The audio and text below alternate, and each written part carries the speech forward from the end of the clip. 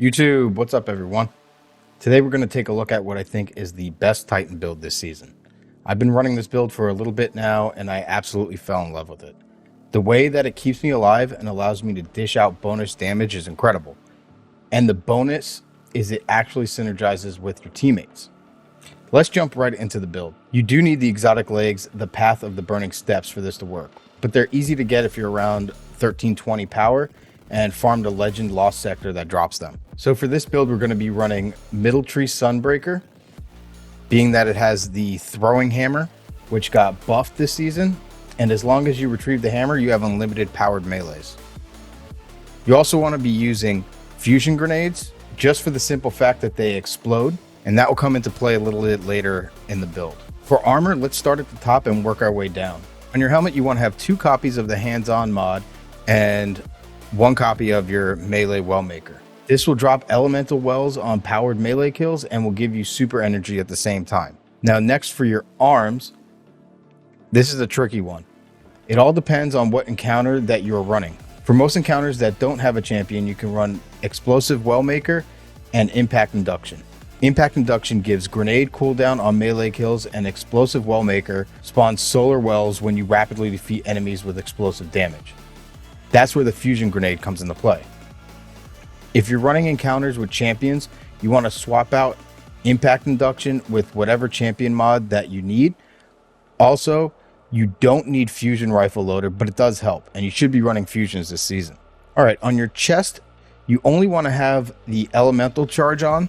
Anything else that you put on is your preference, so however you want to run it, go ahead and put those on. Elemental well will allow you to become charged with light by picking up an elemental well, and you gain 2 stacks if that well matches your subclass. So when you blow up somebody with your fusion grenade, you get 2 stacks of charged with light. Now onto the legs. The Path of Burning Steps has a perk that solar blows will grant you Firewalker, which is a bonus to weapon damage with solar kills. You are also harder to slow or freeze. Firewalker also stacks, so the more solar kills, the higher it goes.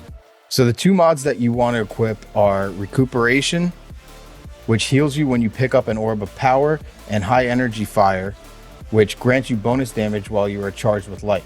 I have Fusion Scavenger on so I can pick up more fusion rifle ammo because I'm going to be running a fusion rifle, which you'll see here later in the build. So on your mark, you want to have pretty much the 2 most powerful mods this season, which are Focusing Lens and Particle Deconstruction. Now, you should know what these do. If you don't know what these do by now, Focusing Lens allows your light abilities to do bonus damage when a combatant is affected by stasis. So if one of your teammates is running stasis and throws a grenade, your light abilities will do more damage. Now, Particle Deconstruction does more damage with your fusion rifle or linear fusion rifle. So every time you make a hit with those, you'll get a bonus damage multiplier on top of it. And that stacks up to 5 times. Now onto your weapons. Here's where you have a few options. In your kinetic slot, you can pretty much run anything that you're comfortable with. If you don't like running Middle Tree Sunbreaker, I would suggest to run the Monte Carlo. That way you can always have your melee up and running. In your energy slot, if you have Vex Mythoclast, run that. It's pretty much the best gun in the game, and I'm jealous of you. Since I don't have that, I'm running Sunshot. It has explosive rounds, so that way I can always be spawning wells and consistently have my perks up. If you don't have Sunshot for some reason, you want to have a solar weapon in the slot without question. It's a necessity and the build really won't work without it. Now for your power weapon. Run a linear fusion rifle. Either run Threaded Needle or Reed's Regret.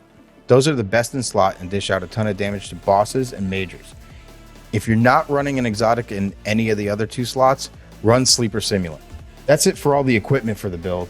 And as you've seen in the background footage, it's a fun build and works great for solo players and when you're in a group. I hope you guys enjoyed this build. Let me know if you found something better or if you want me to make any other builds.